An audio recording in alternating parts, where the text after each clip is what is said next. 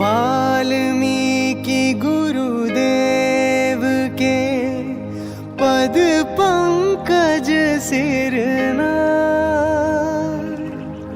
Sumire मात सरस्वती हम पर हो सहाय। मात पिता की वंदना करते बारंबार,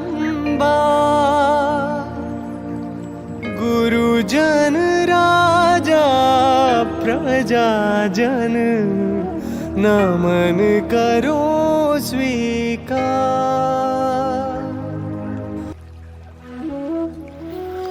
सदाशिव बाबा की जय, महाप्रभु श्री रामलाल जी महाराज की जय, आनंद कंद सदगुरुदेव भगवान की जय, कृष्ण कन्हैया लाल की जय, बंसी वाले की जय, माँ राधा रानी की जय।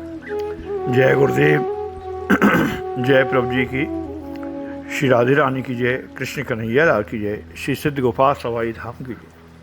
हाँ लल्ला, शंकर अपने परिवार के ही हैं। हाँ लल्ला, शंकर अपने परिवार के ही हैं। उपरोक्त वाक्यांश हमारे आपके श्री सद्गुरुदेव भगवान के मुखारबिंद से प्रमाणित सत्य हैं। आराध्य देव जी ने किस आध्यात्मिक प्रकरण में उपरोक्त शब्दों का उच्चारण अपने श्री मुख से कब और क्यों किया, उस आध्यात्मिक प्रसंग को समझने एवं समझाने का प्रयत्न यहाँ पर करना ही इस कृपा प्रसंग का मुख्य विषय है। आशा है इस रहस्यमय कृपा प्रसंग को सप्रेम पढ़ने एवं जिज्ञासु साधकों में योगेश्वर दया की कृपा से पाठकों एवं श्रोताओं की आध्यात्मिक श्रद्धा में वृद्धि अवश्य होगी। प्रसंग संभवतः जून माह 1984 का है। प्रसंग संभवतः जून माह 1984 का है। अनाथों के नाथ योगेश्वर श्री चंद्र मोहन जी महाराज श्री योग साधना आश्रम ऋषिकेश रेलवे रोड का गंगा दशहरा का उत्सव मनाने अपने पार्षदगणों के साथ ऋषिकेश आश्रम पहुंच चुके थे। अभी गंगा दशहरा के उत्सव में 4 दिन शेष थे। श्री गुरुदेव भगवान के गुरु भाई तथा उनसे भी दीक्षा प्राप्त करके योग्यतम शिष्य तथा हमारे आपके परम आदरणीय गुरु भाई बलिया जनपद निवासी बाबू श्री पारसनाथ सिंह जी के साथ हमारे 7 और गुरु भाई बहन श्री गुरुचरणों में उपस्थित हुए एवं प्रार्थना किए कि महाराज जी, हम लोग नीलकंठ के दर्शन करने जाना चाहते हैं। हम लोग नीलकंठ महादेव के दर्शन करने जाना चाहते हैं। प्रातःकाल के 5:30 बज रहे थे। आराध्य देव जी ने अपने मुखारबिंद से कहा, हाँ लल्ला, जाओ नीलकंठ के दर्शन अवश्य करके आओ। वहाँ जा ही रहे हो तो वहाँ रुकने की समुचित व्यवस्था है। रात्रि विश्राम नीलकंठ पर ही करना तथा प्रातः 5 बजे के पूर्व अपनी आरती से भगवान शंकर जी की आरती अवश्य कर लेना। जाने वाले सभी भाई बहनों ने सिर झुकाकर श्री गुरुपालन की बात स्वीकार किया। तदनंतर श्री गुरुदेव भगवान ने सबको प्रसाद दिया और वे सब भाई बहन बाबू पारसनाथ जी की अगुवाई में उसी समय नीलकंठ के लिए प्रस्थान कर गए। जिस समय की यह बात है, उस समय श्री ऋषिकेश से नीलकंठ की यात्रा पैदल ही की जाती थी और यात्रा का और कोई साधन आसानी से सुलभ भी नहीं था। हमारे आदरणीय गुरु भाई बहन नीलकंठ महादेव के यहाँ अपराह्न पहुँचे। स्नानाद से निवृत्त होकर इन लोगों ने श्री नीलकंठ भगवान का दर्शन किया और उस समय कुछ समय नाश्ता वगैरह करके आराम किया। हमारे भाई बहन रात को वहीं भोजन किए और जब तक जगे रहे श्री गुरुदेव भगवान की लीलाओं कृपाओं का वर्णन आपस में करते हुए। इसके बाद सभी लोग नींद में चले गए, परंतु हमारे 2 गुरु भाई रात जागरण कर पूरी रात में अपने गुरुवंश का जप किए। सभी प्रातः 3:30 बजे जग गए एवं शौच क्रिया से निवृत्त होकर अच्छे प्रकार से स्नान किए एवं तदनंतर वहाँ के पुजारी जी से एक थाली लिए एवं आरती की तैयारी किए। प्रातः 4:15 बजे सभी भाई बहनों ने नीलकंठ महादेव जी भगवान को पुष्पमाला एवं फल समर्पित करके आरती प्रारंभ की। हमारे 8 गुरु भाइयों ने प्रेम और श्रद्धा के साथ आरती किया। हमारे आश्रम पर होने वाली दिव्य आरती का जब निर्वाणाष्टक नमामीश मीशान निर्वाण रूपम का उच्चारण किया जा रहा था तो कुछ भाइयों को तो ध्यान में तथा कुछ को खुली आंखों से भगवान शंकर के उनके वाम भाग में माँ पार्वती के बीच में लगभग 5-7 वर्ष के श्री गणेश जी शंकर पार्वती के गोद में दिखलाई देने लगे। तदनंतर भगवान शंकर ने हमारे भाइयों की तरफ इशारा करते हुए कहा, बेटा गणेश, ये हमारे परिवार के सदस्य आए हैं। श्री गणेश जी ने साष्टर्य निवेदन किया, पिताश्री, ये सब लोग हमारे परिवार के सदस्य हैं। भगवान शंकर एवं माँ पार्वती इस बार दोनों ने अपने मुखारविंद से कहा, हाँ बेटा, ये सब योग साधक हमारे परिवार के ही सदस्य हैं। इसके पश्चात भगवान श्री गणेश ने हाथ जोड़कर हमारे गुरु भाइयों को भगवान शंकर को प्रणाम अर्पित किया। नीलकंठ महादेव का मुख्य पुजारी भी हमारे भाइयों द्वारा की जाने वाली इस प्रातःकालीन आरती में सम्मिलित था। उसने हमारे सभी भाइयों को प्रसाद एवं हवन कुंड की विभूति प्रदान किया। हमारे इन गुरु भाइयों को विदा करते समय उसने कहा, मैं तो नित्य ही नीलकंठ महादेव की प्रातः सायंकालीन आरती करता हूँ, परंतु आरती में आज जो आध्यात्मिक आनंद की अनुभूति हमें प्राप्त हुई वो कभी कभी ही प्राप्त होती है।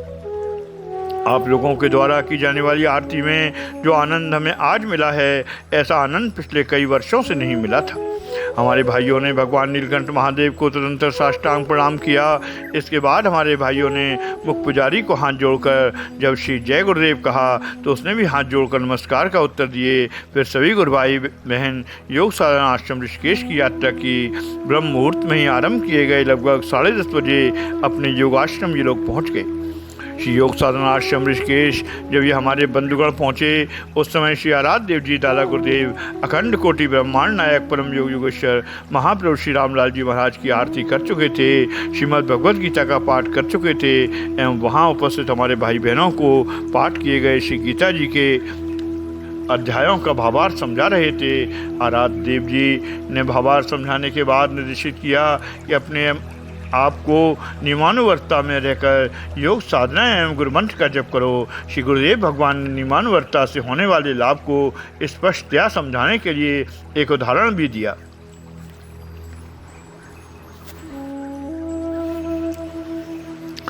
श्री आराध्य देव जी ने अपने मुखारविंद से कहा, इसी पवित्र योग साधना आश्रम ऋषिकेश का प्रसंग है। मेरे गुरुदेव कल्याण धन श्री प्रभु जी यहीं आराम कुर्सी पर विराजमान थे। गर्मियों के दिन थे एवं अपराह्न लगभग 5 बजे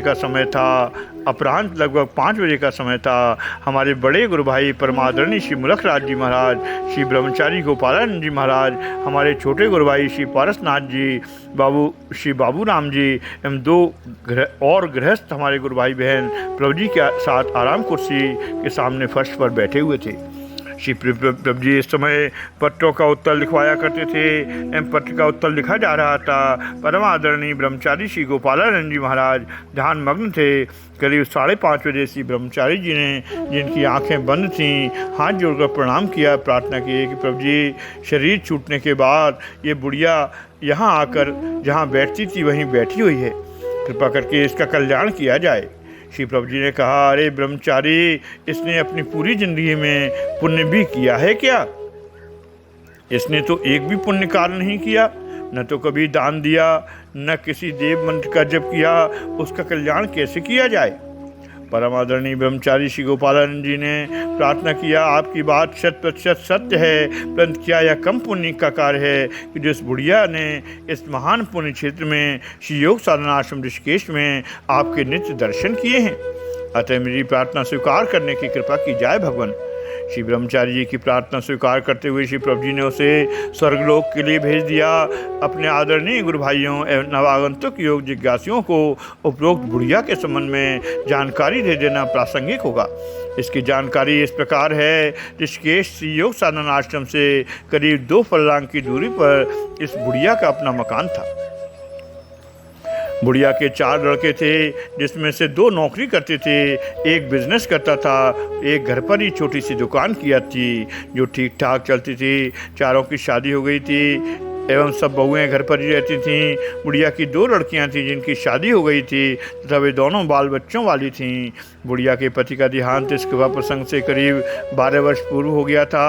बुढ़िया अपने नाती पोतों के साथ हंसी खुशी अपना जीवन व्यतीत कर रही थी। उसके मकान के करीब ही श्री दादा गुरुदेव के एक शिष्य का मकान था, जिनकी धर्मपत्नी इस बुढ़िया से श्री प्रभु जी की कृपाओं का यदा कदा वर्णन सुनाया करती थी। उनकी कृपाओं से प्रभावित होकर बुढ़िया ने एक नियम बनाया।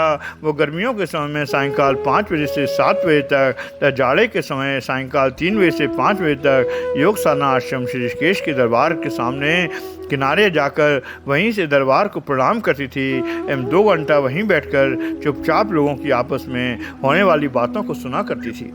बहुत विकट एवं विपरीत परिस्थितियों में ही उसने अपने इस नियम में नागा किया, वरन सदैव इसका पालन किया। उस दिन जिस दिन इसका श्रीरांत हुआ, यह अपने 2 मंजिला मकान पर सूखा हुआ गेहूं पिसवाने के लिए एकत्रित करती हुई छत के किनारे जाने के कारण छत से गिर गई एवं उसका प्राणांत हो गया। प्राणांत होते ही उसका सूक्ष्म शरीर आत्मा आकर योग साधना आश्रम ऋषिकेश में प्रभु दरबार के सामने बैठ गई। यहाँ जिंदा रहने पर वो बुढ़िया नित्य बैठा करती थी। इस प्रसंग को बतलाने समझाने के बाद श्रीमुख ने कहा, तुम लोग भी अपने मंत्र जप एवं ध्यान का समय एवं स्थान निश्चित कर लो। ऐसा हो जाने पर एक तो तुमसे चूक नहीं होगी एवं यदि कदाचित चूक हो भी गई तो उसे श्री प्रभु जी अवश्य ही संभाल लेंगे। यह मेरा निश्चित मत है। अतः तुम सब अपना नियम बना लो एवं नियमानुवर्तिता से अपनी साधना करो, तो श्री प्रभु जी सहायक होंगे एवं तुम अपनी साधना में सफल हो जाओगे। इतना सदुपदेश देने के बाद आराध्य देव जी अपनी वाणी को विश्राम दिया। इसके बाद भजन कीर्तन का कार्यक्रम चलता रहा। निरंतर सब लोगों ने भोजन किया। फिर सायंकाल 3 बजे का सत्संग आरंभ हुआ। तो लोकीनाथ श्री सदगुरुदेव जी भी भोजनोपरांत अपने गुरु भवन में विश्राम करने चले गए। उनकी आज्ञा से नीलकंठ की यात्रा से वापस आने वाले हमारे बंधुगण आराध्य देव जी के जगने का इंतजार कर रहे थे। आराध्य देव जी जो ही जगे, हमारे 8 गुरु भाइयों ने, जिनमें परम आदरणीय बाबू पारसनाथ जी भी थे, श्री चरणों में सादर प्रणाम अर्पित किया। जब श्री आराध्य देव जी ने श्री नीलकंठ की तीर्थ यात्रा का हाल पूछा तो हमारे भाइयों ने वहाँ घटी घटना का पूरा वर्णन निवेदन किया। पूरा कृपा प्रसंग सुनने के बाद श्रीमुख ने कहा, हाँ लल्ला, भगवान शंकर ने बालक गणेश से बिल्कुल सत्य बताया कि वे हमारे परिवार के ही हैं। भगवान शंकर तो अपने परिवार के हैं ही। उपरोक्त श्री गुरुदेव के शब्दों पर सूक्ष्मता से विचार किया जाए तो स्पष्ट अंतर समझ में आता है। भगवान शंकर ने कहा, हम उनके परिवार के हैं एवं श्री गुरुदेव जी की वाणी है, भगवान शंकर हमारे परिवार के ही हैं। सारांश यह है कि हमारे परिवार के ही कारण शंकर का अस्तित्व है। उपरोक्त रहस्यमय कृपा प्रसंग अब समाप्ति की ओर आगे बढ़ाते हुए किसी गुरुभक्त द्वारा गाई जाने वाली ये पंक्तियाँ अनायास ही हमको इस समय यहाँ पर याद आ रही हैं। प्रभु जी तुम्हारी महिमा, प्रभु जी तुम्हारी महिमा संसार गा रहा है। प्रभु जी तुम्हारी महिमा संसार गा रहा है। गुरुवर तुम्हारी महिमा संसार गा रहा है। शिव जी का धाम पावन कैलाश गा रहा है। शिव जी का धाम पावन कैलाश गा रहा है। बैकुंठ गा रहा है, ब्रह्मलोक गा रहा है। बैकुंठ गा रहा है, ब्रह्मलोक गा रहा है। सब गंधर्व गा रहे हैं, सब देवगण गा रहे हैं। सब गंधर्व गा रहे हैं, सब देवगण गा रहे हैं। प्रकृति का जर्रा जर्रा शर अचर गा रहा है। प्रकृति का जर्रा जर्रा शर अचर गा रहा है। महाप्रभु श्री रामलाल जी महाराज की जय। आनंद कंद सद्गुरुदेव भगवान की जय। कृष्ण कन्हैया लाल की जय। वंशी वारे की जय। माँ राधा रानी की जय। जय गुरुदेव, जय प्रभु जी। राधे राधे। जय श्री कृष्ण। श्री सिद्ध गुफा सवाई धाम की